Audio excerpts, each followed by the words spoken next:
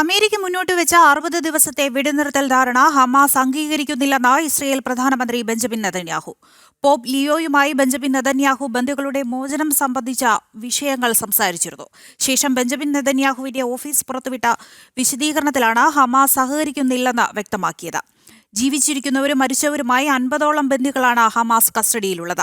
ഇവരെ മുഴുവൻ മോചിപ്പിക്കണമെന്നാണ് ഇസ്രയേലിന്റെ ആവശ്യം. സമ്പൂർണ്ണ വെടിനിർത്തൽ നടപ്പാക്കാമെന്ന ഉറപ്പ് നൽകിയാൽ മാത്രം ബന്ദികളെ മുഴുവൻ മോചിപ്പിക്കാമെന്നാണ് ഹമാസ് നിലപാട്.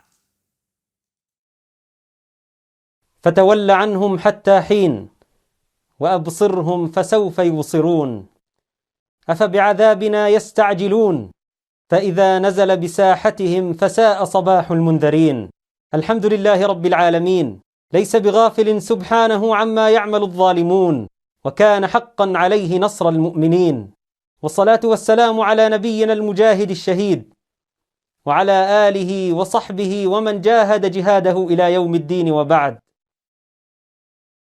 ഐസൻ ജോസ് ഉണ്ട് വിവരങ്ങളുമായി. വെടിനിർത്തൽ ധാരണ ഇപ്പോൾ ഹമാസ് അംഗീകരിക്കുന്നില്ലെന്നാണ് ഇപ്പോൾ ഇസ്രയേൽ വ്യക്തമാക്കിയിരിക്കുന്നത്. എന്തൊക്കെയാണ് വിശദാംശങ്ങൾ?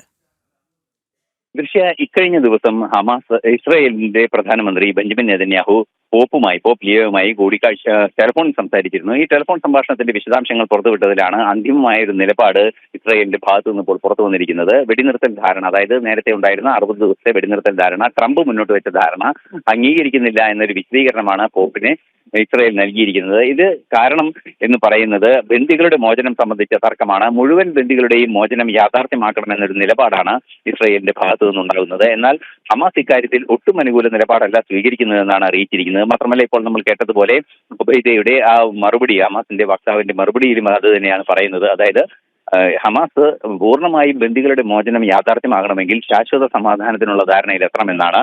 എന്നാൽ അക്കാര്യത്തിൽ ഒരു അന്തിമ തീരുമാനമെടുക്കാൻ സാധ്യമല്ല എന്ന നിലപാടാണ് ഇസ്രായേൽ അറിയിച്ചിരിക്കുന്നത്. ഇസ്രായേൽ പറയുന്നത് 60 ദിവസത്തെ വെടിനിർത്തലിന് ശേഷം മുഴുവൻ ബന്ദികളുടെയും മോചനം യാഥാർത്ഥ്യമായതിനു ശേഷം ശാശ്വത വെടിനിർത്തൽ സംബന്ധിച്ച ആലോചനകൾ നടത്താമെന്നൊരു നിലപാടാണ്.